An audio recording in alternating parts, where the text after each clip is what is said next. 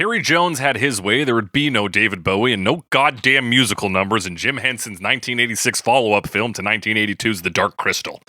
But wait a minute. Why would Monty Python member and children's book author Terry Jones have any say in Jim Henson's movie? Well, according to the opening credits of that movie, Jones wrote the screenplay, and the credits are somewhat accurate. In 1982, Jim Henson and collaborator Brian Froud had just finished with The Dark Crystal and were eager to do another collaboration, but one with a much lighter tone. Quote, "We wanted to do a lighter weight picture with more of a sense of comedy, since Dark Crystal got kind of heavy, heavier than we had intended. Now, I wanted to do a film with the characters having more personality and interacting more," said Henson. Froud suggested that the movie be based around goblins, and he had an image of a baby surrounded by goblins in his head that served as the seed for the story. The seed was brought to Canadian children's author Dennis Lee, who was entreated to write a novella on which a script could be based. This novella was then brought to Terry Jones by Henson, whose daughter had just read Jones's Eric the Viking book and suggested that the author be the screenwriter. Jones was meant to adapt the novella into a script, but he, quote, "didn't really get on with it and threw it away." Quote, "I discarded it and sat down with Brian Froud's drawings and sifted through them and found the ones that I really liked and started creating the story from them," said Jones. The script Jones put together earned him a title in the opening credits of the final film, but the actual script used for the film went through about 25 rewrites, passing through the hands of Jim Henson, George Lucas, Laura Phillips, and Elena May, all of whose writing contributions are uncredited in the final product. Unsurprisingly, Jones felt the final version didn't reflect his vision.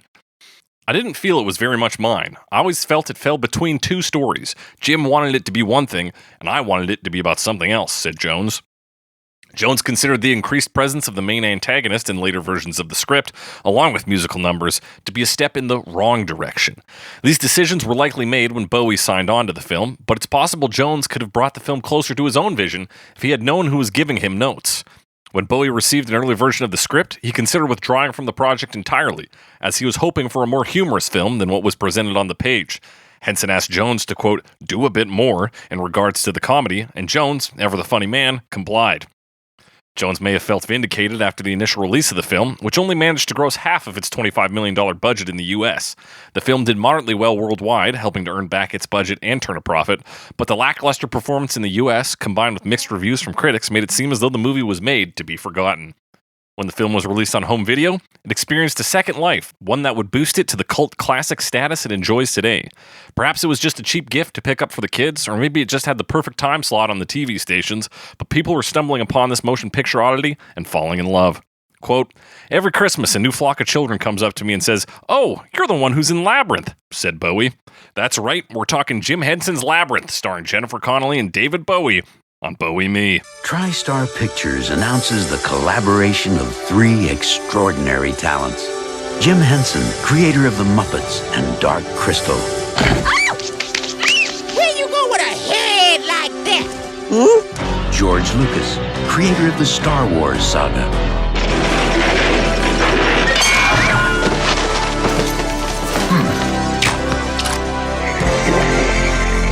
And one of the most innovative forces in modern entertainment, David Bowie. That's right, it's Bowie Me, the only podcast that talks about David Bowie and David Bowie-related things to find out who reminds me of the Babe. I'm your host, as always, the Snake, joined by my Goblin co-host. What Babe? The Babe with the Power. Oh, damn. You know the one. Hey, I'm here too. Oh, Alex! My Goblin voice. That's a great Goblin voice. Yeah. That's my Muppet voice. Alex, how are you doing? How is life as a Muppet? How's life as a Muppet? It's good. It's good. It's a pain in the ass. I'm a puppet and there's a hand in my butt. But depending on the puppet. True, depending on the puppet, because if you need like 6 guys to pilot these things. Yeah. I don't think there's any hands up the ass of the fire gang. Of the fire gang? Yeah, I don't know what's going on with the fire gang. They are something else, man. This movie, in a lot of ways, is something else. Yeah. Yeah. Absolutely. It's, to borrow the tagline, it's kind of like the imagination of Jim Henson, the wizardry of George Lucas, and the excitement of David Bowie. Wow. You know what? That's exactly what this movie is. It really is. Alex, we're talking about Labyrinth. We are. We're talking about a film. It's a little bit of movie, a little movie twist at the end of Bowie Me here. Yep. Alex, you a big Labyrinth We fan. like to do it. I am a fan of Labyrinth. You introduced me to it originally. Actually, interesting. That is true. But that was not the first time I heard of the movie. And I one time, some family friends, Right. or relatives, maybe, I don't remember, were at, this was many, many years ago, over for family dinner, and they told us about the scene in Labyrinth. Yes. With the doors, where the doors were, there's like two guards to the door, and one always lies and one always tells the truth. And they told us that riddle, and we were trying to figure it out, and we never figured it out. Mm-hmm. But then they said it's from a movie called Labyrinth, and that was all I knew about it. So I assumed it was like a drama, because there's like this intense like puzzle to solve, and I thought maybe it like actually centered around that. Rather than just being like one scene of many. Yeah. But like that scene for me, I don't know. I thought about it a lot when I was very young and had no idea what the movie was like. And then you showed me the movie, or we talked about the movie and watched it eventually. Yeah. And it was like, oh, it's just a nothing. It's like hardly anything in the movie. One gag in a series of gags. And like it's also totally unclear as to whether or not she actually does it correctly. Correctly, yeah. Because she's like, yeah, I did it. I feel great. And then like, yeah, anyway, we'll talk more about the movie. Shit immediately afterwards. Yeah, but like that's the one part of the movie that I knew about going in, but I didn't realize it was like puppets that were cards, kind of like night guys. Yeah, they're like two guys hiding behind a shield. Yeah, behind a shield, right. Anyway, so that was my first introduction to the movie, which really wasn't an introduction at all. Right, and but then you build up this image in your head. And exactly. And it's like a prison. Like, I don't know. I thought someone was trying to get out of prison. Like, I don't remember why. Something horrific. Yeah, there's mind-bending riddles. You're like, this is like a heavy piece of film. And it's like mostly just Muppets just doing gags. Mostly Muppets getting like hit by rocks is like a solid portion of this film. Yeah, it's a lot of rocks and like slapstick humor and like by getting hitting stuff. Yeah. But there's a solid like 10 minutes dedicated to just farts. They're like, hey, it's that gets laughs, man. Fucking it killed in this house. It's hilarious. It's. Yeah, but you were the one who originally introduced the movie to me through the song Magic Dance. Yeah. And then Classic. we watched it eventually. And yeah, that's my history with this movie. And I know we talked about this last week a bit. Yeah. But you were saying that it was a movie that you had watched on like a sick day. Was it on TV or did you have a VHS? It was tape, on TV because we didn't have it on VHS, and it was all. Or if we did, it was like we had recorded it, and maybe didn't remember what VHS it was on, but like it was kind of like a rare treat. And then I remember certain films that they came on, and like my parents were like, hey, watch this. I was like, oh, this is like, I felt like I was getting let into something like cool, some piece of culture, and yeah, this is like. I mean, this is a great kids movie. I think it's like a visual splendor. You got fun songs in there, and fart jokes. Like, what else do you need? What else do you need? I mean, I think like in my head, it is one of the like perfect like sick day movies where you just like, you're laying on the couch. You got a bucket in front of you in case you puke, and a bunch of Kleenex, and you're just like, all right, let's go to town here. Bunch of Kleenex, not for jacking off, but for blowing your nose. Thanks for clarifying. I had to clarify. Hey, no, never mind. Fucking Labyrinth, Alex, but I know you're also a big Dark Crystal guy. I do like Dark Crystal as well. Movie from like a similar time period, also from Jim Henson Company. I guess that's the other significant thing about this movie is there's a lot of puppets in it. A lot of puppets, even big Muppet energy. Do people get upset? Are there like real Jim Henson heads who are like, no, the Muppets are Kermit and the gang. These are Jim Henson puppets. I mean, maybe. I honestly don't know. If it's a Jim Henson puppet, I call it a Muppet, even if it's a Teenage Mutant Ninja Turtle. Yeah, yeah. What some of the guys in this one are suits. Yeah, that's true. I was shocked to discover that Ludo is a suit, which I guess makes sense because like it's massive. Yeah, the original version of that suit weighed 100 pounds. Whew. They managed to get it down to 75. Yeah, I mean, seeing like if you look at like the making of, because there was a fairly like couple years ago, a Dark Crystal series on Netflix, and you see like saw some like making of stuff, and they showed the puppets and how they did that, and yeah, it's like a combination of like people in suits and like operators moving eyes and stuff, and they're complicated. They're complicated. Cool. The immense amount of work that goes, like they even talk about one of the larger characters, Hoggle, of larger in terms of role, small in terms of body, is a man wearing a mask, and then you've got like I think 2 or 3 guys operating that mask, so like the head portion, and then another guy providing the voice. So it's a 4-man operation for this one character, and they talk about it, and they're like, it was just fucking crazy. Like we had to all work together to make this human in a mask look alive, and it's like it's just so much work. And it's so like niche as well. Like no one's doing that anymore. No, that's like you just like it'd be like, okay, we're either going to do makeup or we're going to do CGI. Like that's our options. Nobody's like, we're going to get advanced puppetry. That said, Jim Henson's Creature Shop still does get work, but like practical effects are not nearly on the level. Like people are not doing it to the degree they do it in this film and the Dark Crystal as well. Yeah, as soon as it gets this complicated, they're like computer animate it. This is not worth it. Get not worth it. Person. We'll underpay a team of fucking people to just do this. But here they're like, no, we gotta get the fucking pros in here. We need Frank Oz. We need Kevin Nash. We need the other guys. Yeah, so like in a way, it's not completely gone, but it's a bit of a lost art, you know? That sort of stuff. You don't get although it's like just maybe just more niche, I guess. And I would say both the Dark Crystal and Labyrinth have a very charming aesthetic to them, which I guess is partially thanks to the artistic vision of this Brian Froud character. Yeah, Brian Froud.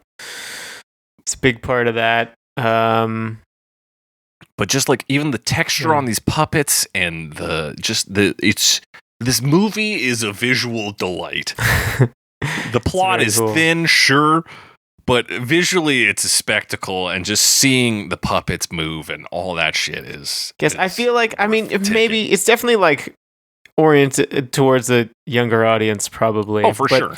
I mean, the plot I think is like reasonably solid, if a little vague. Like, there's things we were even talking before. Like, wait, is that her mom or her stepmom? Like, there's one part where she refers to herself as an evil stepmother, but is that just a joke? Yeah, is that simply a reference to evil stepmothers, or because she is also a stepmother? Turns out she's also a stepmother. Seems like she's her stepmother, but it's not really necessarily stated explicitly. But there's like you mentioned, like the detail in the puppets and the like aesthetic there.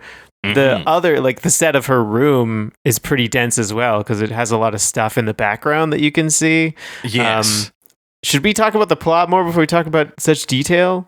I guess, break the plot down. So there's a young girl, she's a sort of pubescent girl. Like you said, it's maybe aimed at children, this sort of pubescent era. I think there's a little something for everyone in this film, especially with David Bowie's big fat hog on display. Fart jokes.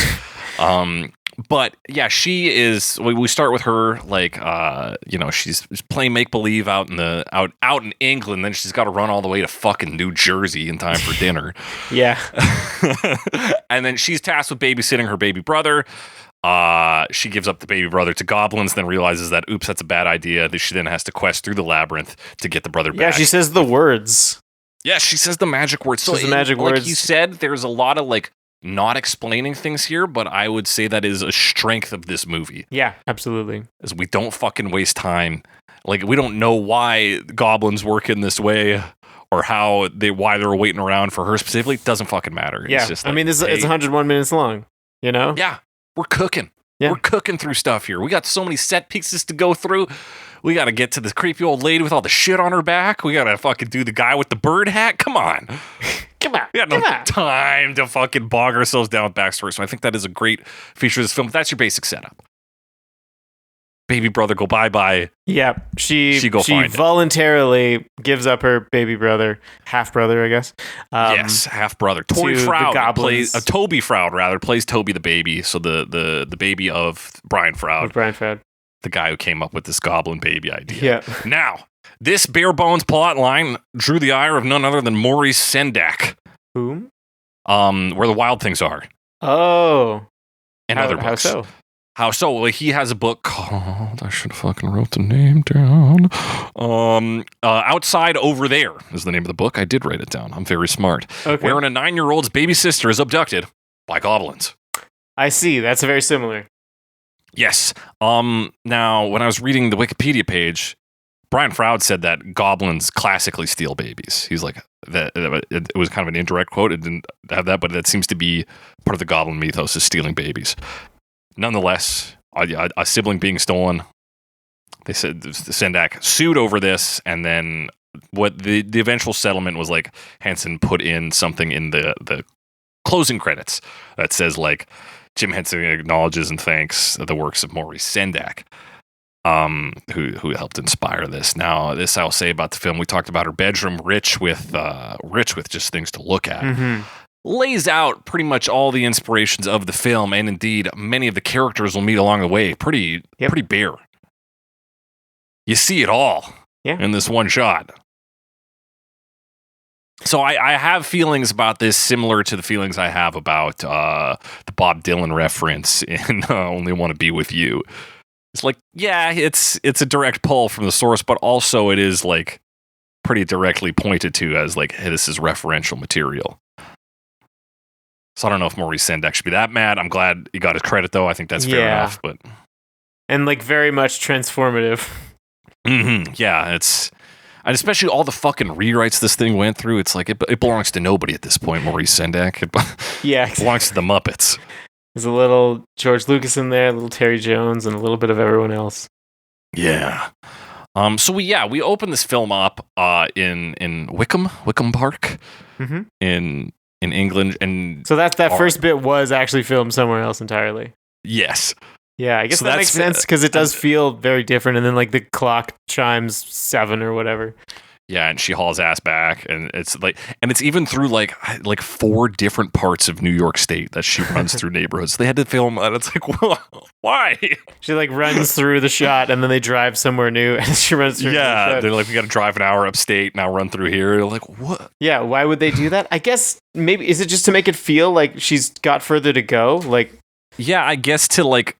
Because you get different sort of areas. It's like, okay, it looks like she's going across like a highway here, back through some shop streets or whatever, up over. Yeah, to give it a little more of a sense of adventure, perhaps. Mm-hmm. But she's reading from this book while she's at the park with her dog, Merlin. And she's trying to remember this fucking line. She can't remember the line that she says. She's like, my kingdom's great. And, oh, shit. And then, yeah, the clock strikes 7. She's like, oh, fuck, it's babysitting night. She hauls ass back with Merlin. It starts raining. She says it's not fair. She tries to get in. Her stepmom's like, you're late. The dog can't come inside. Yep, because it's wet. Dog can't come inside. She's complaining. She runs up to her room. It's not like they're leaving the dog out. The dog gets the garage. It seems like a pretty sweet deal. Still gets to go under a roof. That's nice. Yeah. Like spacious. It's not like it's like a little dog house. Yes, exactly. She's got room to move around. Be okay. Mm-hmm. But that's the big thing. She runs up to her room. She's like, you never respect my time. And she's like, oh, if you were on a date, that would be great. You should be on dates at your age. Yeah, which I guess is a reference to the first part of like the sort of growing up narrative, because she is, I mean, 16, it's not that old, but maybe there's this idea that at 16 you shouldn't be running around with these like fantasy things. You should be growing up and trying to be an adult and going on dates and stuff. Yeah, there is something about watching this movie in our current era where that line is a little less clear of when or if ever you need to put down anything childish or fantastic. Yeah. But yeah, idea. Like clearly here it's like... And this movie does have that sort of idea of like growing up and in some ways letting go of the past. Yeah, it's about... It's not as strict. It's like, eventually like it lands on moderation. It's like, it's like, sometimes and it's like okay. If you need your friends, it's okay. That's nice. Yeah, it's good. It's nice. Felt good watching it. I was like, that's a pretty feel-good message. I think it's nice, that she doesn't have to like throw Hoggle into the fire or something. Yeah. Like, I'm done with this. I renounce you. Oh, why is Hoggle always on fire? Oh, Hoggle. But yes, so she's home alone with the baby. The baby's crying. She's getting upset, and she says the words. She says the wrong words at first, and the goblins are like, "We got a good scene here. We got a good build here. First, we get the pan. So we see like the fire gang doll. We see.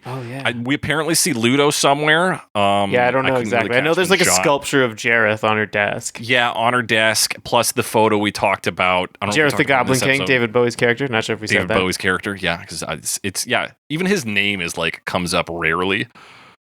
There's a line where he's like, "I'm going to call you Jareth," and I'm like, "Do we know that that's his name yet?" Because he's going to call the baby it. But there's that. We got the books. There's a lot of books. So you get Where the Wild Things Are in that shot. You get The Wizard of Oz. There's Snow White and the Seven Dwarves, and a couple other ones. And the book end is Hoggle.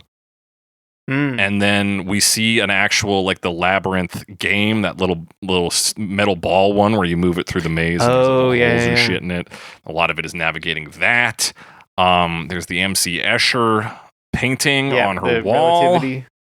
Yeah, which comes up in our climax. So it's quite a good move. Like you said, the Jareth model on her stand, her vanity. It's everything. The whole fucking movie's in this shot. They just spoiled the whole fucking thing. It's all right there. You don't need to watch the rest of it if you pay attention in this scene.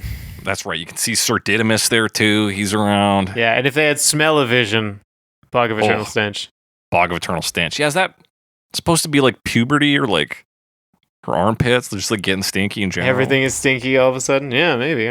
Maybe. I don't know. There's coming of age in this. But yeah, so she does that. Baby's crying, but her doll is missing. This is a key point. Lancelot.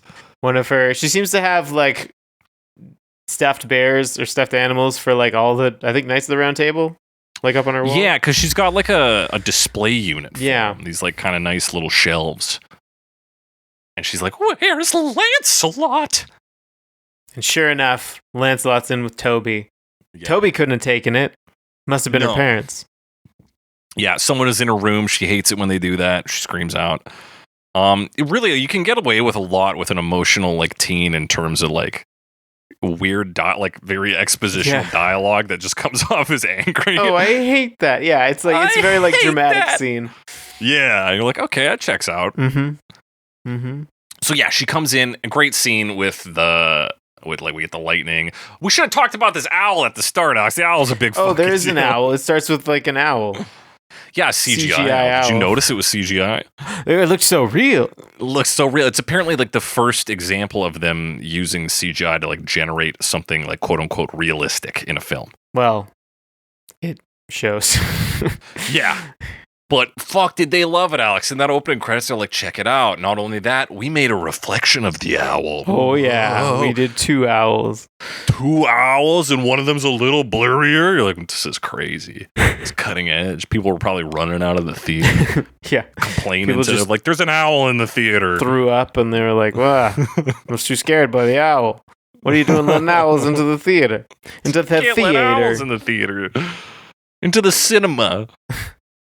But yeah, that owl comes up again and again. Because apparently, like according to Wikipedia, the owl is the Goblin King, is Jareth. Yeah, you used to get that right at the end when they like do their fight thing and he like turns back into the owl. Right, okay, yeah, I must have missed that this watch around. But yeah, she's taking care of the baby and she's like fucking sick of taking care of babies. And then we start getting cuts to this room full of greasy ass Muppets. Yeah.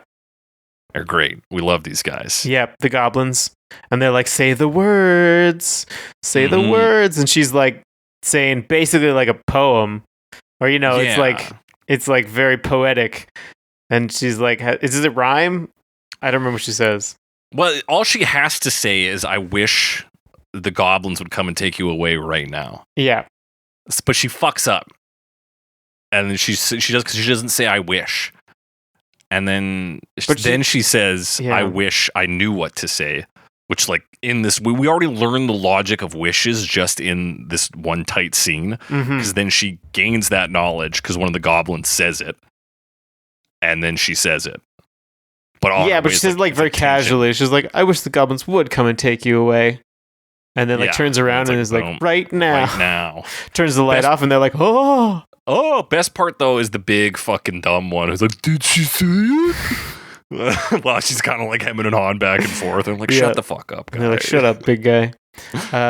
But yeah, so she says this. She walks out the door, and then she's like, "Oh, the baby's not crying anymore." There's like the baby stops crying. You hear a van pull up. And, I'm kidding. And she comes back into the room. Baby, there is something in the crib. Yeah, it's a freaky little goblin. And there's kind of goblins running around the room and like popping out and hiding. Yeah. As laughing. she looks at them, and they're like little giggles and scuffle sounds. Yeah, and then like I think the owl is like scratching at the window and eventually like breaks it open. Oh yeah. And sure enough, David Bowie enters the scene. David Bowie with a man behind him. So we get a trick that is very impressive, but only made more impressive by the fact that the guy had to do it without seeing anything. Yeah. So which is contact juggling. Yes. This man's name, I've forgotten to write. I have it written down. I just have so many fucking notes on this. That, let me see. The fact that he's blind. He's a blind juggler. Michael Moskin, Moschen.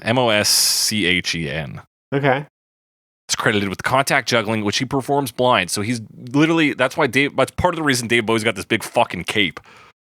So a guy could just like crouch behind him. Yeah, and pretend to be his arms. And it's convincing. Like they look like they're in the right spot for arms to be. Yeah, and I'm even like watching like Bowie's torso move as the guy's doing the fucking tricks. And it looks like he's moving his body with it. It's very impressive. Yeah, it's very impressive. And it's like, it's pretty cool. He starts with one hand, he's kind of flipping it around, and then he fucking moves it to the other hand. Yeah. This dude's blind. He's blind, Alex. Yeah. He's reaching around a guy. Yeah. That can't be how he's used to doing it. No. So impressive stuff in this scene. And like we're barely even at the puppet part yet. I know. We barely even gotten to puppetry. There's so many like truly, genuinely impressive practical effects here, and this is just the tip of the iceberg, folks. And this is my understanding of the big David Bowie hog, is that because they had these scenes and they would have to do several takes of it, David Bowie didn't want Michael to like be overwhelmed by Bowie's BO, get sweaty on the stage and all that. So he put a sack of like potpourri, basically like some herbs down his tights. I haven't looked up this story in years, so it could be fiction.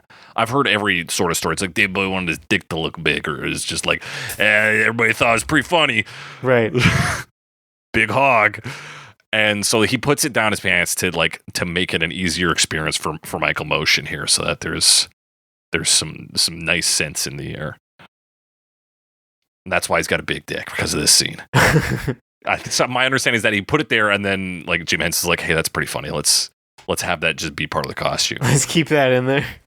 Yeah. It's a funny story. And you can see it. You can see it. You can see the hog. Yep. What happens next though, Alex? We do such a smooth transition from like, this movie wastes no fucking time.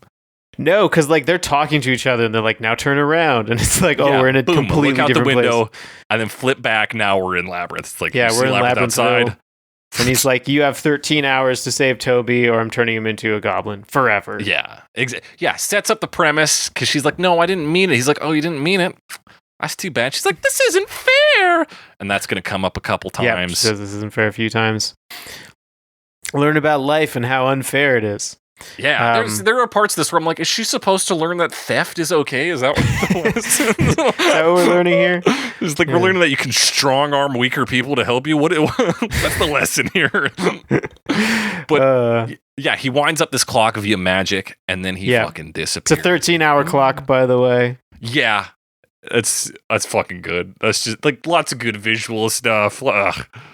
Great. Mm-hmm.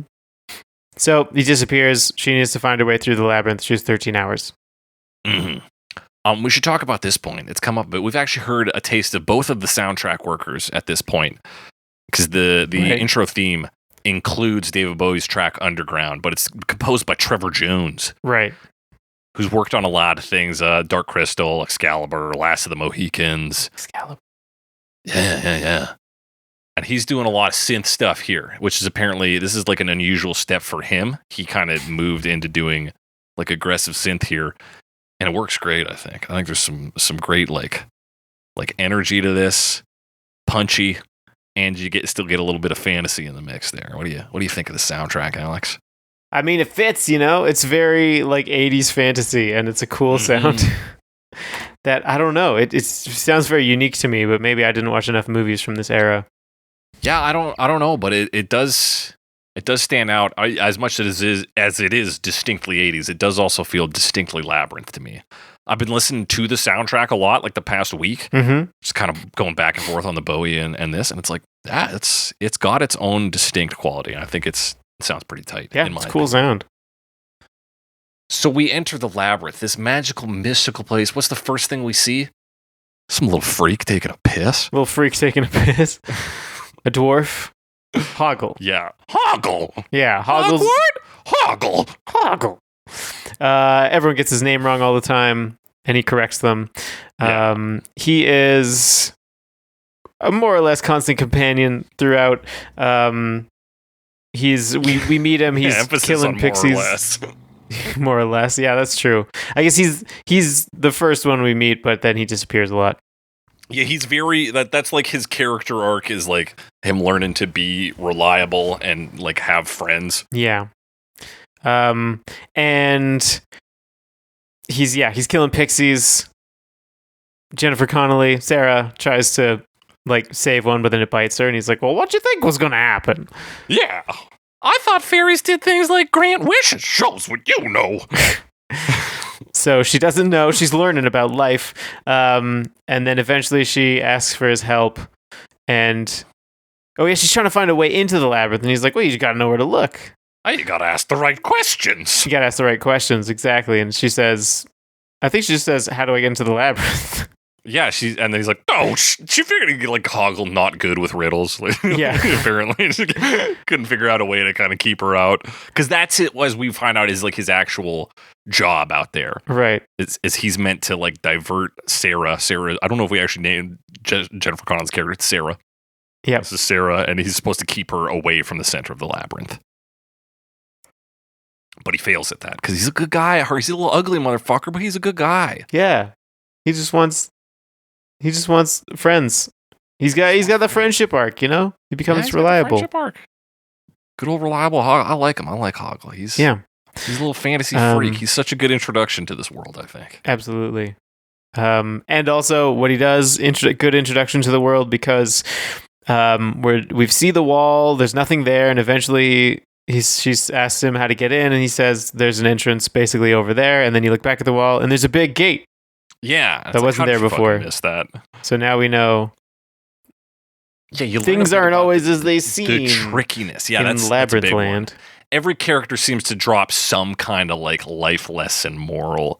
Yeah. Hoggle starting with, you gotta ask the right questions. And then we come to the fucking caterpillar worm next. Yeah, the caterpillar. We do a lot of running here first though, because we come in and it's just a straight line either way. And she's like, well, guess I'll start running. And we hit some fucking groovy bass. Yep. Music is playing. She's running. Eventually she gets a bit tired. Yeah. And then there's a worm that she talks to who invites her in for something? Cookies? Hello? Did you say hello? Oh, I said hello, but it's close enough. Yep. Our heavily accented worm who's smoking? No. I made that up. You made that up. The worm's very cozy as a character. Cozy worm. They're like, come on, meet my wife, like have a cup of tea. Right. And she's like, there's no fucking way through this labyrinth, dude. She's like, I just keeps going. He's like, nah, look. He's like, look over there. And this is maybe one of the best practical effects because it's just an optical illusion. Yeah. But it gets me every time because I know the trick and I'm still. But you can't see it because it's like a flat wall. And she just like walks towards the flat wall, and then eventually she's like, "Oh, cool, thanks." And then she walks off to the side and eventually is behind another wall. And you like, because you're looking at it and it doesn't look like she's doing anything, and you're like, okay, so they like don't have a budget to do like a fake wall or something, or like, but it's just like perfect practical effects. Like optical is just like boop because you see going. You're like, oh shit, there was actually a break in the wall. That's actually two walls. Yeah, like, they just lined it up so well that you couldn't see. Yeah, it's so cool. I'm endlessly impressed by that. So that's her going through there. Do we then cut from that? Does Magic Dance already jump in this early? It's pretty early on. Yeah, I was shocked. And it's crazy too, because like in Magic Dance, we come to the center of the labyrinth, which is something Terry Jones didn't want to happen. He's like, that should just be at the end of the film, so we have like a hook. But here we see like Jareth's towering chamber here with all the boys. They're fighting over sausage links and generally being rowdy. Oh, you know, the other thing is that before the worm? No. Okay, because when the worm, she's like about to run off, and the worm's like, oh, don't go that way. Never go that way. And she's like, oh, thanks. It runs the other way. And he's like, that way's the center of the labyrinth. Yeah, he's going straight to the center of the labyrinth. You're like, oh, fuck. So she's going the wrong way. She's going the wrong way. Great bit. Yeah, and then we cut to this with Bowie and his Muppet ghoulies, all these goblins. And he says to the baby partway through the song, he says, just 9 hours and 23 minutes left. And yeah, so you'll like it's be been a mine. while. So yeah, she's fucking already killed 3.5 hours just trying to get through the very basic part of the lab. Yeah, just wandering through. So things are taking a long time. And so now we get him, we see kind of David Bowie like exerting his power over these goblins. He makes jokes that they don't laugh at, and he's like, well, and they're like, oh, yeah. It's good stuff there. And here we get the bizarre reference to a gag. I'm glad it's in here. It's a great gag, even in the original, to The Bachelor and the Bobby Soxer. Yeah, tell me about this. So this is, as far as I can understand, it's a movie starring Cary Grant and Shirley Temple from 1947.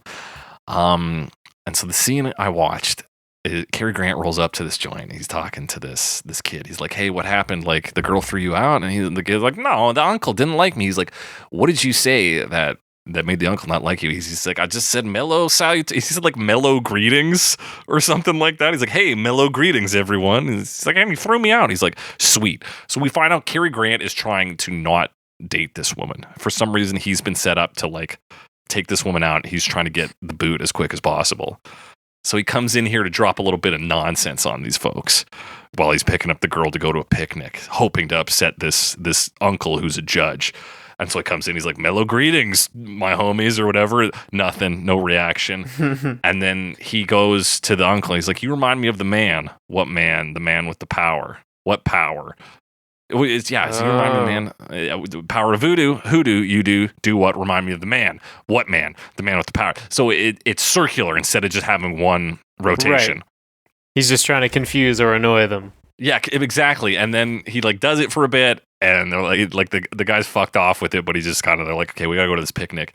And as the old guys walk, there's like two old guys, and the one old guy who's getting fucked off by the bit is like, you remind me of the man. And then the other guy does a line out of order, and he like gets fucked off because he's like, I was trying to get you with that. It's pretty charming. But yeah, he takes this randomly and turns it into, you remind me of the babe. What babe? The babe with the power. What power? Power of voodoo. Hoodoo? You do what? Remind me of the babe. Remind me of the babe. And whips a fucking Muppet into the air. Yep, and sometimes a baby, but just a doll. Yeah. I do love the transition, like camera pulls out, he's suddenly holding a doll and just starts throwing it up higher. Yeah, just starts whipping it around. That's the very end. And then like IMDb is like, technical goofs. You can tell that's a doll. I'm like, do you want it to be a baby? Yeah. Is that a goof? I don't know. Yeah, doesn't seem like. But yeah, this is the song you knew before getting in.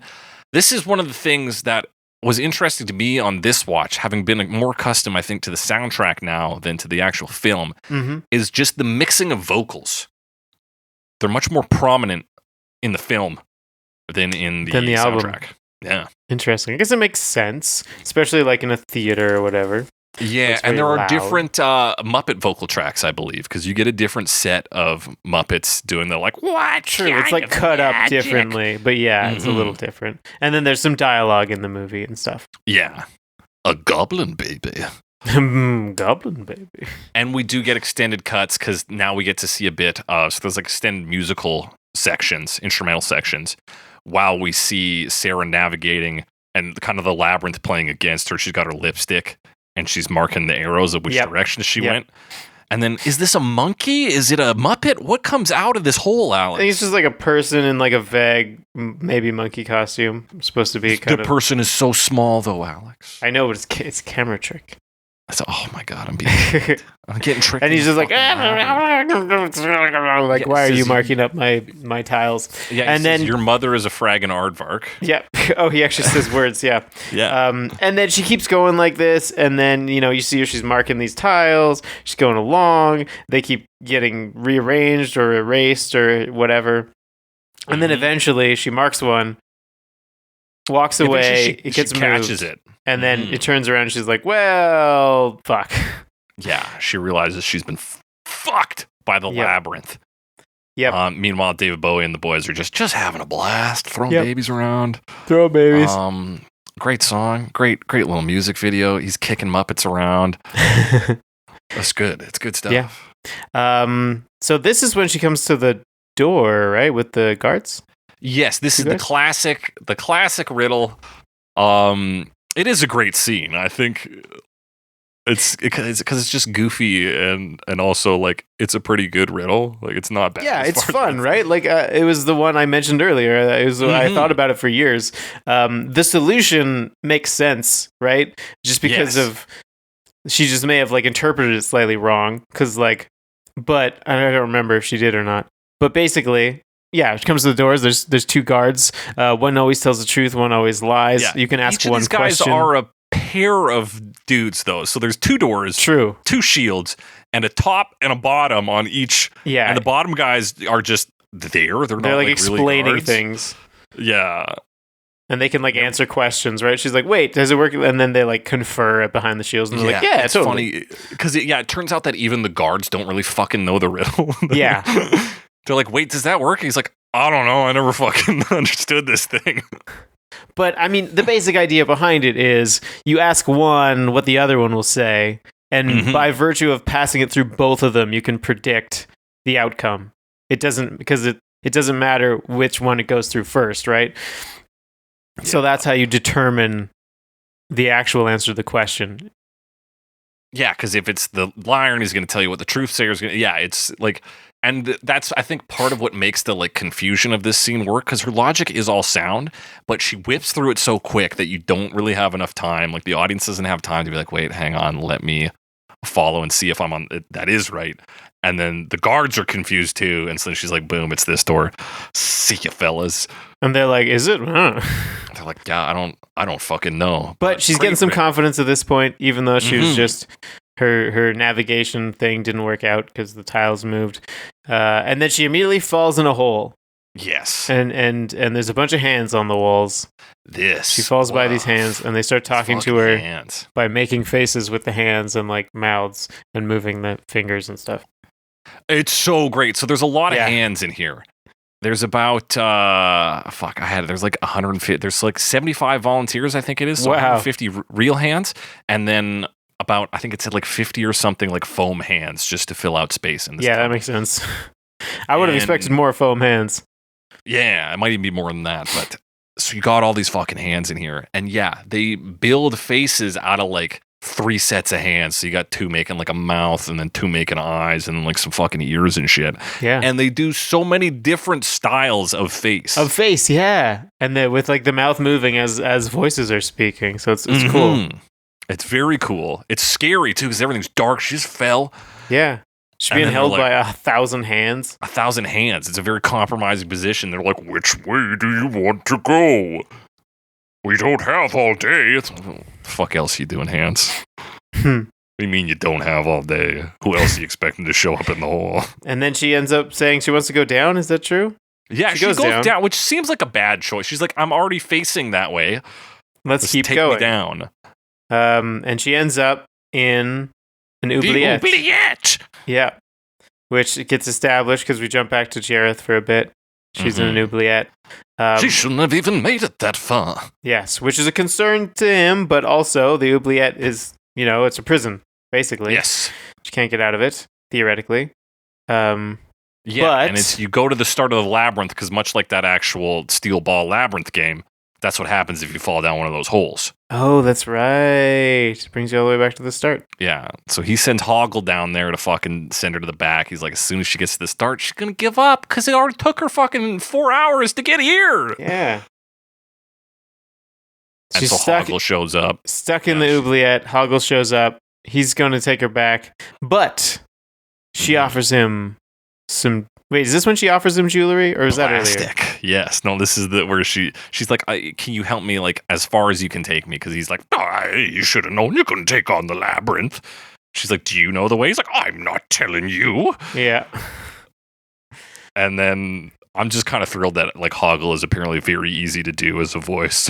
Yeah. I'm leaning on it a bit, but yeah, it's funny though because she shows him the jewelry. You know, it looks like well enough. It's obviously she doesn't have fucking riches, but he's like, yeah, it's like costume jewelry, but he's into baubles and such. Yeah, and she's like, it's plastic, and he like fucking looks at it and like sniffs it, and he's like, Plastic? He really likes plastic, so it fucking works. Mm-hmm. So he decides he's gonna actually help her. Yes.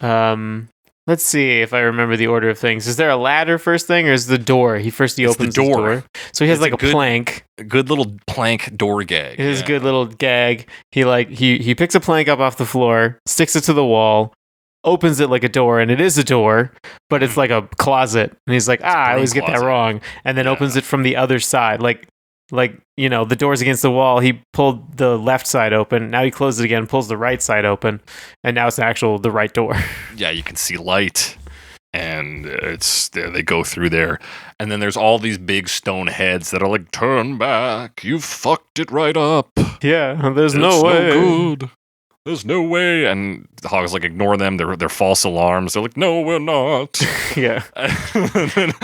And they keep like saying stuff. He's like, that's enough. And they're like, oh, just doing our jobs. Yeah. One guy's like, we're just doing our jobs. The other guy's like, please let me finish. It's been so long. And they're like, all right, fine. Do the whole fucking thing. And he does a big one. It's great. Yep. Good gag. We enter the hedge garden. Like this sort of like, it's kind of like the labyrinth she was in before. There's a lot of hedges. I feel like there's kind of like a proto, like a vaporwave style to this. That's like all these like interesting hedges and it just I feels feel like vaporwave maybe just like grew out of those sort of effects. Yeah, I guess. At what point does Jareth appear again? Is that after that? He does appear. Oh, did we skip right over that? You're right. Jareth comes back and he's like, hey, what are you doing? You're supposed to lead her back to the start. Yeah, he's in this big fucking disguise. He looks like he's pretending to be a Muppet. We get a reverse shot of one of these crystal balls, one of the ones he was showing Sarah earlier. Yeah. And they're really important to this film as well. Owls are important. Crystal balls are important. Mm-hmm. At least they're glass balls. But yeah, we get a reverse shot of it rolling up into his cup. And that's right. He throws off his disguise, and he's like, what's going on here? And Hoggle's like, oh, nothing. He's like, nothing. I was totally leading her back to the start. I'm just tricking her. And she's like, wait. What? Yeah, she's like, what are you fucking me? All right, because she's like, Hoggle, can I trust you? But we get this great line read from David Bowie where he's like, nothing, tra-la-la. Like, what? Why do we have to throw that? It just seems bizarre, but he says it. It's great. He's mean. He's mad. Yeah, Hoggle fucking lies to him. He's lying to Jennifer. He's lying to fucking everybody. Hoggle has no master. Yep. Hoggle bites the hand that feeds him. Yep. But yeah, and this is where the cleaners show up too.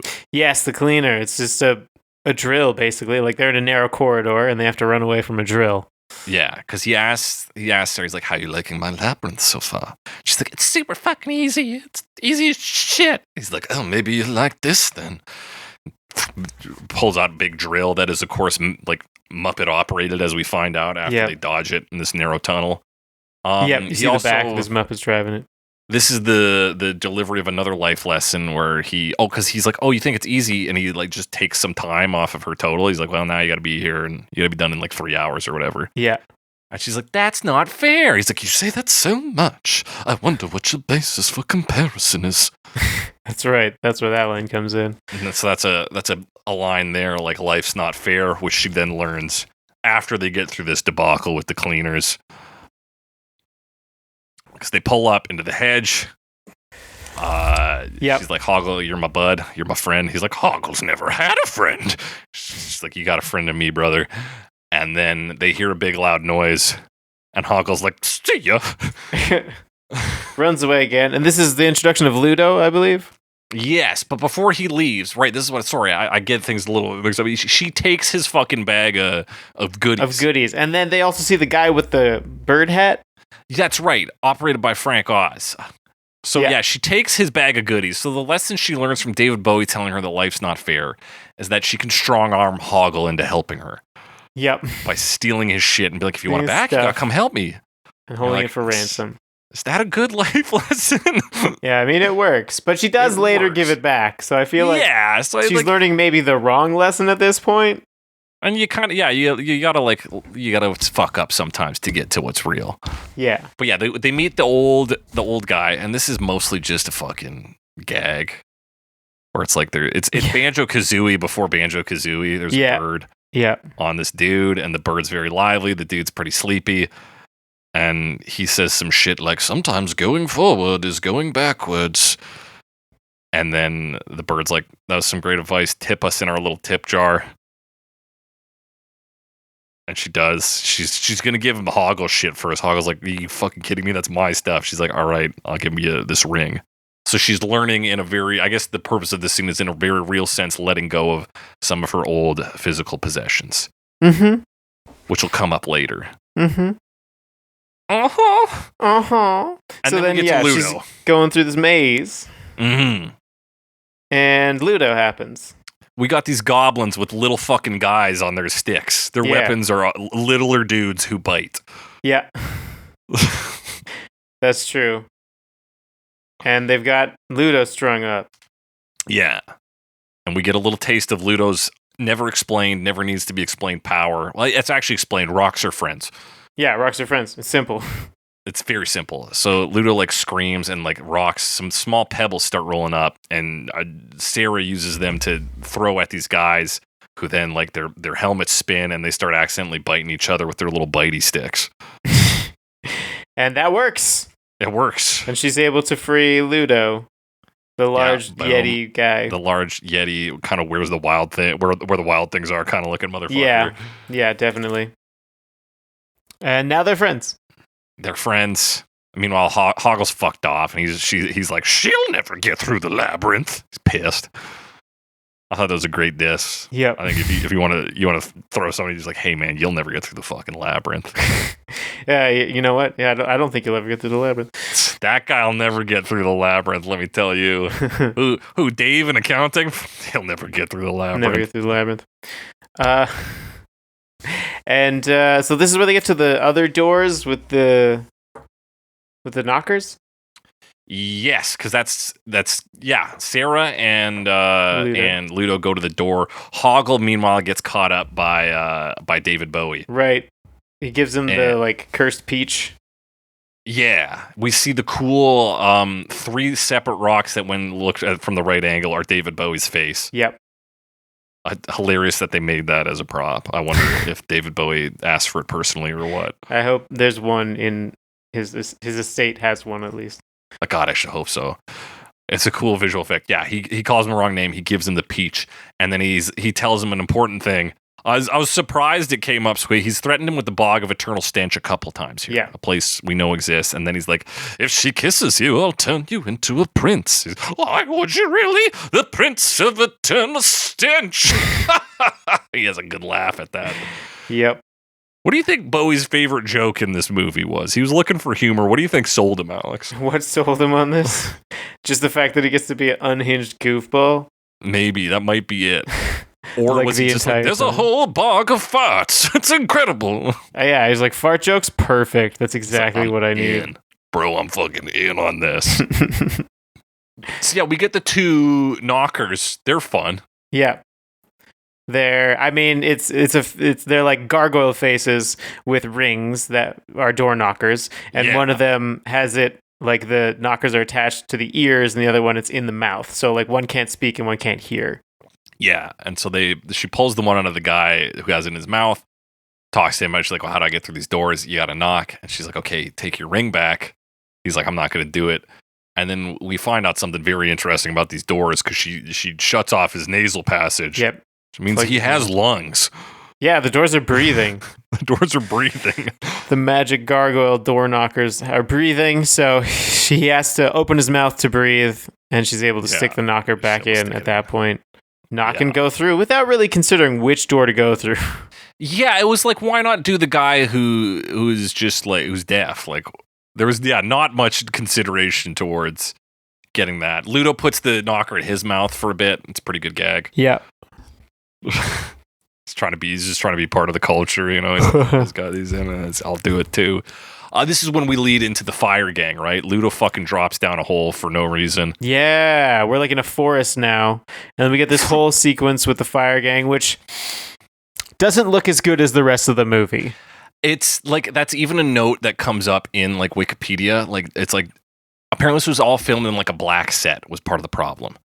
Okay. And then because it's clearly like there's some very clearly CGI. I would say green screening, but maybe it was black screening or something. Yeah, it's kind of like, I think they kind of doctored it afterwards to be like, well, we need to get this in there. And Jim Henson even thought it looked like shit, and it kind of does. But he kept it in because of the display of puppetry. He's like, the puppetry going on here is like too like good to not be in there. And I was watching it, I was like, okay, yeah, kind of. There's a moment where they using the puppets make a different shaped animals. Yeah. Like they turn into like and then that's when I was like, oh, okay, yeah, Jim's right. This is fucking crazy. Gotta go in. Yeah, I mean, it's impressive. And like they're impressive because they're like made of like 3 separate pieces. Sometimes they're throwing them off. They're flinging them around. Yeah. They're like pulling off body parts, right? That's what they're doing constantly. Yeah. That's their so they start out, they seem like kind of friendly guys. You got one Jamaican voiced guy who's maybe a bit passé. The rest of the crew they're all right, and they sing what may arguably be the greatest song in the movie, Chilly Down. Chilly Down. I've heard it compared to Absolute Beginners, another David Bowie song, and there are some similarities. Is it in that like piano that just the one riff, yeah. Yeah, okay, I can see that. Because he kind of reused this later on, kind of. Yeah. But yeah, they sing this song, which is just about hanging out with these guys who don't have real estate or gold mines or jewelry. They're the chilliest guys in the land. And it's not, this is one of the rare David Bowie tracks that isn't David Bowie singing. True. So you've got Kevin Clash, who you might know as I think his name's Kevin Clash. I keep on like saying his name. I might have called him Kevin Nash earlier. It's Kevin Clash. He's the Elmo puppeteer, and he is one of the voices here as well, and one of the puppets here as well. And I think he is one of the puppets who's like, why you got a head like that, lady? Like, where'd you get a head like that? Yeah. Because they start out weirdos. Nice, and then they try to tear her fucking skull off. Yeah, they're like, we're going to take your head off now. And she's like, what if I take your head off first? And then that kind of ends the song, right? She's throwing their heads around, and they're like, you can't take other people's heads. And it's like, weren't you just going to do that? Yeah, they're like, you can't. Here's the interesting thing to say. You can't throw other people's heads. That's the rule, they say. Yeah. And so I went back and I watched. I was like, wait, surely one of these guys throws the other guy's heads. And they do, but it's only after the first guy has tossed the head. So once the head is off the body and in the air, you can do whatever you want with it. It's fair play. But you don't toss other people's heads. No, she was yanking them and tossing them left and right. And fair enough. That's party foul with the fire gang, Alex. Yeah, apparently. If you're gonna fucking chilly down, so are these guys a metaphor for like drugs or? How do you chilly down? Yeah, I have no idea what the point of this segment is at all. Besides being what I think has some good puppetry, impressive puppetry, that's for sure. Definitely brought down by the green screen, though. I think we could agree there. Yeah, it doesn't look great, but she runs away, and Hoggle saves her. Yeah, you're right. Hoggle's back, baby. But they end up falling to the bog of eternal stench, right? Because she kisses him like right away. She kisses him, yes, and he gets made prince of eternal stench. Of eternal stench, the Prince of Stench. Which I don't know if we explain this. If you touch the bog of eternal stench, or you fall in the bog of eternal stench, you can't wash it off. Smell forever. It'll never wash off. It'll never wash off. So they get sent down there. And they're kind of sidling along like a cliff face. Yeah. Because they fell, but they were able to grab onto some foliage or whatever. Yeah, they grab something, lift themselves up, sidle, and they reunite with Ludo. Yep, who's also down there just kind of like, "Ooh." Oh, this is great because he's got one line here. Loves to say it. Smell. Yeah, that's Ludo. Yeah, that's classic Ludo. And they encounter a bridge here. They're finding their way out. They encounter a bridge. Who should appear but some little, like, some kind of like proto Sly Cooper here. It's Sir Didymus. Little like mustachioed dog thing. Yeah. Who's like fox you dog. can't, who says you can't cross the bridge, that's the rules. And he's like kind of fencing them. Yeah, he beats the shit out of Hoggle because Hoggle's like, Yeah. I don't have time for this. And he just fucking knocks him around. And then But Hoggle does manage to cross the bridge. Yeah, because like Didymus starts fighting Ludo. Yep. And then while they're distracted, Hoggle's like, see ya, and fucking gets out of there. And so Ludo and Didymus go back and forth a bit. Like Didymus is gonna win because Ludo moves too fucking slow. Yeah. But I guess he just gets like tired and he's just like, I've never met anyone who can match me in combat. Right. He like kind of grabs him and says they're matched, and he's like, I respect you, but I still can't let you cross. This is another good, like, nobody fucking knows what their job is or how to do it. Yeah, exactly. And then they're like, wait, what's the rule? Yeah. And he says, nobody can cross without my permission. And they're like, can we have your permission? He's like, yeah. He like thinks about it, he's like, yeah. And then he pulls out a dog, his mount Ambrosius. Perhaps the most egregious in terms of like visual transforming from a real dog, who of course looks like the dog that Sarah owns in real life, to just into like the puppetiest puppet. Like shag carpet with eyes, sometimes. Like robotic moving eyebrows. Yeah. Like, very funny. So like I love it. Like the dog will run behind a rock and then like puppet head sticks out. Yeah. To like look back and he's like, ooh. Yeah. It's a pretty good dynamic. Like Didymus is this like he thinks he's hot shit. He's excessively brave. He's always down to fight and highly ineffectual. And then his dog is like an outright coward. So he like rides this. Is he dog like a into Don battle. Quixote reference or something like that? Maybe. Like, I don't really know Don Quixote that well. I didn't see him fight any windmills in this. True. Goblins. Yeah, goblins. And he does fight stuff successfully, so I don't know. Yes. First thing he does as their new allies, fucking bust the bridge up. Yeah, they bust the bridge up, but then Sarah is hanging from like some trees, and then Ludo is able to call the rocks and create a new bridge. This is when we find out rocks are friends, and then we get just a great gag of every time you step on a rock, fart noise. Fart noise, yeah, it's great. And then especially like when they're running across, it's like extended fart noise section. Very good. Yeah, because you get different characters at different paces. You get every range of farts on this. Wonderful, wonderful bit. So boom, the whole gang's together. We finally got our Final Fantasy party here. Almost. Hoggle's still not joined. Like he's not with the party right now. Right. Well, they catch up to him, right? Yeah. They get to the door. Mm-hmm. And now they have to fight a giant robot that comes out of the door. Well, hold up, Alex. Automaton. You've missed all of As the World Falls Down here. Oh, I have. Because you're right. Hoggle leaves so fucking much in this. Yeah. So, Hoggle's but he's fucking gone. He's back. Nah, he's left. When does he give her the peach? So basically, in between these two moments we talked about, they catch up to him. They do catch up to him. Oh yeah. And somebody mentions food. I think Ludo's she says she's hungry or something. She's like, yeah, I could eat. And then Hoggle pulls out this peach, and he's like, oh, yeah, take this maybe.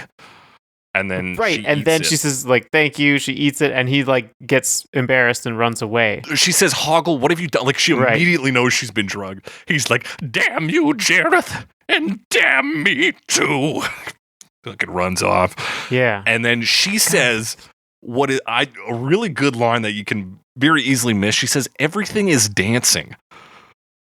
Before she like fucking passes out and goes on this fucking psychedelic trip to a masquerade ball, which is a great line for being drugged and things are spinning. And also she's going to a masquerade ball in her brain space. So like, goes to a dance. Whammy.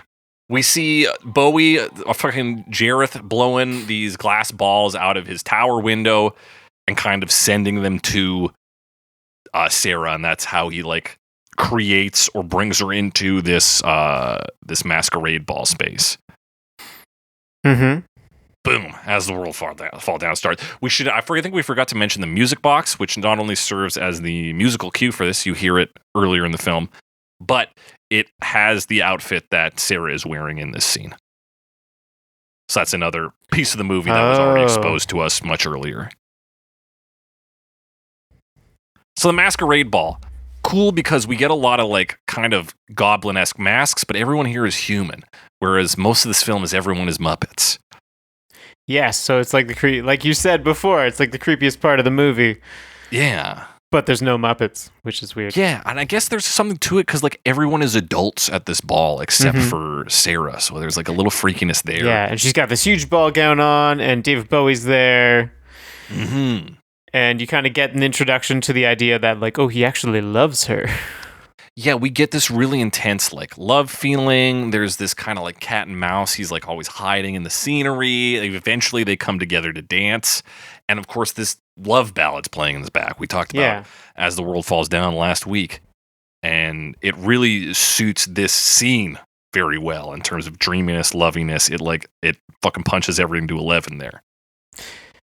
As she's like going through this very like dreamy sequence, kind of soft focus. Lots of like lens flare and stuff. Yeah, and like you talked about last week, that like diffuse lighting. Diffuse lighting feeling. Right here. And then sort of like gets over. They dance. And she gets like surrounded by everyone. Yeah. And that's where things like start to like click for her that this isn't where she's supposed to be. Mm-hmm. It's like, again, like a dream thing, like everybody turning their heads to look at you simultaneously or something. You're like, this is not how reality is supposed to function. I get the fuck out of here. And eventually she breaks out. Yeah, she like tosses a chair at the... Oh, yeah. Because she comes up to like a projection of herself in the masquerade ball zone while she's in there, and then she grabs it, tosses it. It's a moment that looks like it was made for a 3D version of the movie because like the glass shoots out at the fucking screen, yeah. And she falls. As the world falls down, she falls down into a junkyard. Yes, junkyard that has a bunch of stuff. And she talks to this old, like, kind of hunched lady with a big bag who's like giving her all of her old stuff. Yeah, she's like, oh, you need this. Stacked with things all over her. Yeah.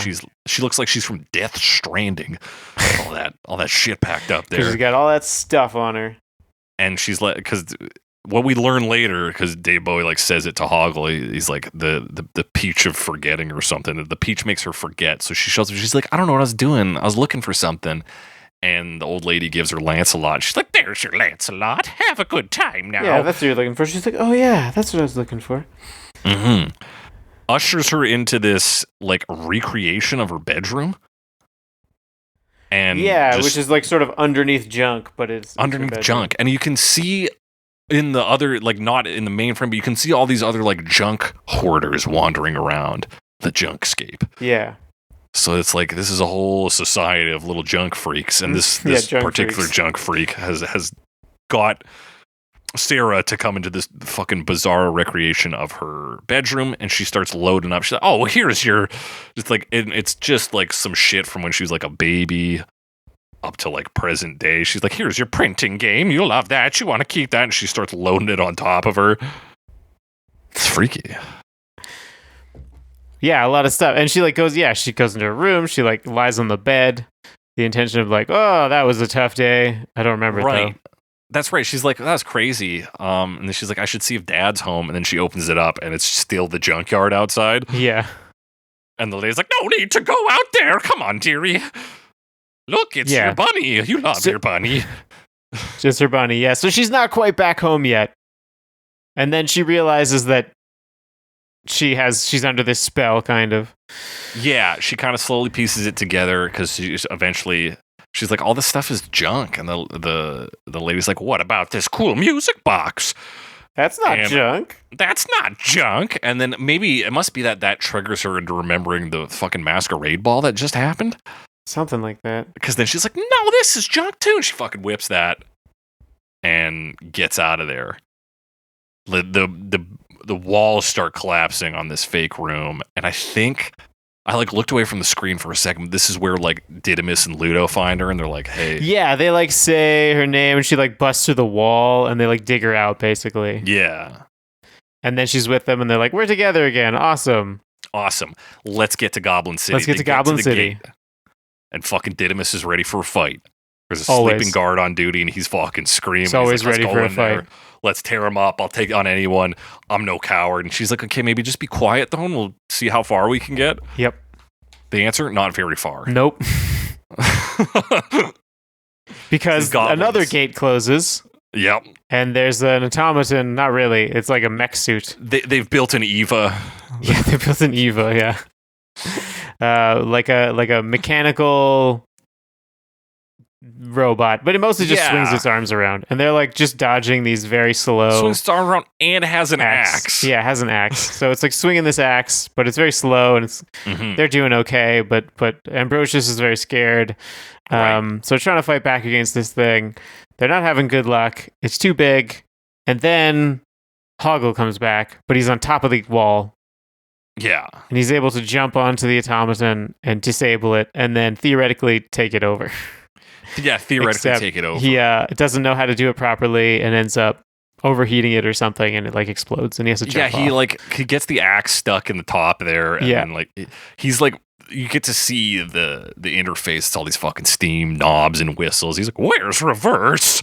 And it's like, wait, what kind of vehicle does Hoggle know how to drive that he knows about like reverse? Yeah, as a function. But yeah, he busts it up, which like good enough. And they get into Goblin Town proper, and boom, bunch of goblins show up. We got a big old fight scene here. It goes on for a fair bit because there's a whole bunch of goblins, including some of the ones we saw before. I think with the nibbler sticks. We got some nibbler sticks. We definitely got the armor that they have. I'm not sure if they're still using. They might not have the nibbler sticks. Similar armor. The ones riding those things. There are like cannons that shoot spiked cannonballs that are actually just more goblins. Actually little guys. Yeah, that rules. And then there's one point where like they block off the end with a rock of a cannon, and then like it fires, and then it's just like a little guy who's a cannonball comes out, and he's like, oh.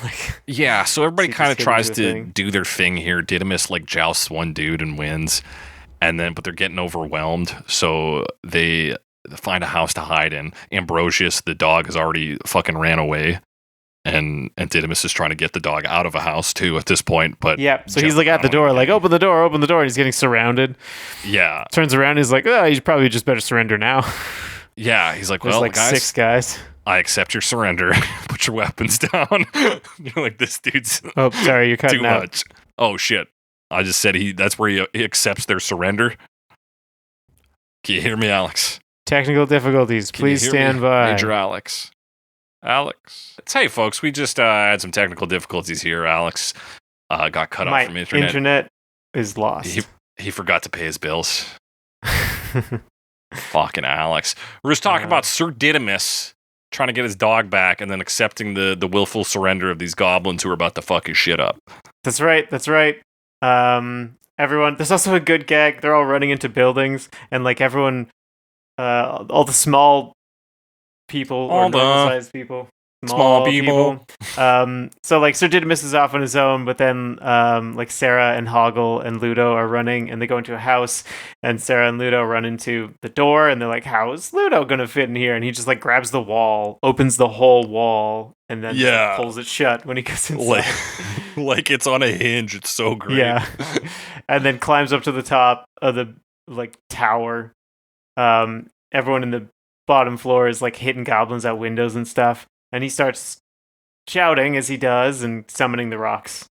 Yeah, Deus Ex rockin', am I right? Oh. And it rocks. It rocks. You get a lot of like bowling over goblins. A rock rolls up into a cannon. The cannon fires, and then it explodes. You see one of the little cannonball dudes walking around in a circle, and the big dumb slow guy being like, I just fired you. Yep. And some crazy armor here. Some dudes have like gun armor where their whole suit is just full of little cannons that fire off.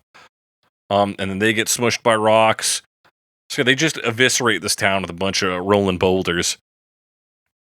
Which, like, I guess fair solution. How heavy-handed do we want to see Sarah get with these goblins? They're all kind of still lovable, right? Yeah, right? They're puppets, you know? Yeah.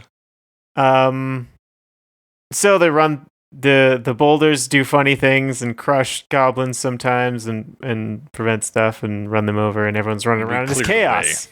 Clear the way. All the goblins run away, and Sir Didymus is like, yes, you did surrender to me because I'm very strong. Yeah, he's completely delusional. Yep. They get to the base of the tower, and then she's like, fellas, I got to do this one alone. And they're like, okay, but if you ever need us, we're right here. Yeah. And we're like, okay, that's very sweet. It's also her symbolically like growing up and putting these childish things behind her. In a sense, we're like, okay, good, big moment for her. Facing her problems on her own. It's very sweet. Everybody's grown to love each other, even Hoggle, who has betrayed the team like 100 times throughout the course of the movie. Yep. She goes up there. Forgives him. Yeah. There's a whole bit where he's like, I don't care if you forgive me. And she's like, well, I do. And he's like, oh, that's great. That's right. Right after he fucking busts up the big mech. She's like, I do forgive you, but you have to get back in the Eva. And he's like, oh, no. So yeah, they're all tied up here. Everybody's good, and so she's able to handle this next burden on her own. Boom. Yeah. It's the final hour here. We got minutes on the clock. Bowie's here. He's like, just give in. Just surrender to me. He's like, I did all of this shit for you. I warped time. I stole your baby brother. I did this for you. What more do you want from me? She's like, well, I'd like my baby brother back. He's like, okay, but like anything else. Like anything other than that. They're also in this, Escher painting. Yeah, very cool set. Yeah, cool, because like David Bowie's walking on the walls and the ceiling, and there's bits where he like, flips his gravity around as he walks through the thing. And she's trying to get to Toby, who's there as well. Mm-hmm. And she's trying to remember these lines again, like from the start of the movie. She's like, my kingdom is great. My will is equal to yours. And he's all like, just do that. I do this. Just all I ask is that you do what I tell you to do, and some other thing, and I'll be your slave. Yeah, I'll be your slave if you always listen to me. Always listen to me. And it's like, okay. And do what I tell you to. I'm like, And then she realizes it after this ripping song goes on. It's a very cool, dramatic piece. Yep. Where he's like, your eyes are cruel just as I can be cruel, and you're like, whoa. Realize, David Bowie, what's going on? Oh man, how long did you sit on that one? On that one there.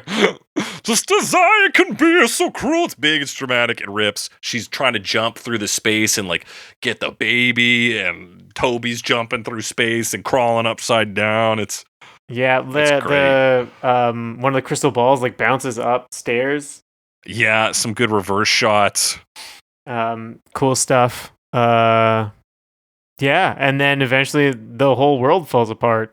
Yeah, because she remembers the line, you have no power over me. Boom. Everything fucking falls apart. Bowie's a fucking bird now. He's an owl. The world falls down, as he said. She's for real back home. She goes and checks on Toby. She's like, I better make sure Toby's actually here this time. And it's not some weird junk lady. And sure enough, Toby's back. Toby's back. She gives him Lancelot as a gesture of her growth. She's like, I want you to have this now. She goes back to her room.